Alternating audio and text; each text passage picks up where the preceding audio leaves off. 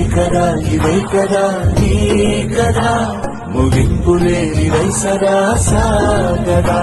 నిస్వార్థమెంత గొప్పదో ఈ పదము రుజువు కట్టదా సిరాలు లక్ష వంపదా చిరాక్షరాలు రాయదా నిసీధి ఎంత చిన్నదో నీ కంటి చూపు చెప్పదా నీలోని వెలుగు పంచగా విశాల నింగి చాలదా